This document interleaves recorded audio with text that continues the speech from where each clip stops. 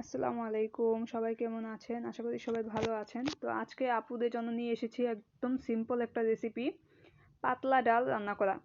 তো পাতলা ডাল রান্না করার জন্য প্রথমে আমাদেরকে বাটির মধ্যে 1 কাপ পরিমাণ মসুরি ডাল নিয়ে নিতে হবে এবং ডালটাকে অবশ্যই ভালোভাবে ধুয়ে নিতে হবে। ধোয়া হয়ে গেলে চুলায় একটা পাত্র বসিয়ে দিব এবং সেই পানির মধ্যে মসুরি ডাল, হলুদ ফাঁকি, লবণ, কিছুটা পেঁয়াজ কুচি, কাঁচামরিচ এবং কিছুটা রসুন কুচি দিয়ে দিতে হবে। এরপর নাড়াচাড়া করে ঢেকে চুলায় বসিয়ে দিতে হবে। কিছুক্ষণ অপেক্ষা করার পরে ঢাকনাটা তুলে দেখতে হবে ডালটা সিদ্ধ হয়েছে কিনা। যদি ডালটা সিদ্ধ হয়ে যায় তাহলে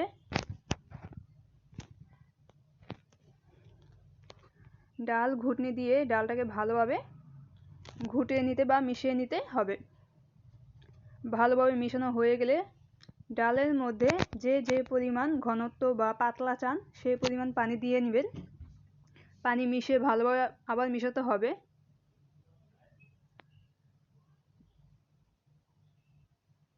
এরপরে আরেকটি কড়াই বসিয়ে দিতে হবে এবং পরিমাণ মতো তেলটা গরম হয়ে আসলে পেঁয়াজ কুচি আর কাঁচামরিচ কুচি দিয়ে পেঁয়াজ মরিচটাকে হালকা ভেজে নিতে হবে। হালকা ভাজা হয়ে আসলে এর মধ্যে দিয়ে দিতে হবে কুচানো রসুন। কাঁচামরিচ, পেঁয়াজ ও রসুন ভালোভাবে ভাজা হয়ে আসলে তার মধ্যে ঢেলে দিতে হবে ডাল এবং ভালোভাবে মিশিয়ে নিতে হবে। মিশিয়ে আরেকটু ঢেকে দিতে হবে বলক তোলার জন্য। ডালটা ভালোভাবে বলক চলে আসলে আমাদের ডাল তৈরি। তো ধন্যবাদ সবাইকে ভিডিওটা ধৈর্য সহকারে দেখার জন্য। তো যারা এই চ্যানেলে নতুন তারা অবশ্যই চ্যানেলটাকে সাবস্ক্রাইব করবেন এবং লাইক, কমেন্ট, শেয়ার দিয়ে পাশে থাকবেন। ধন্যবাদ সবাইকে।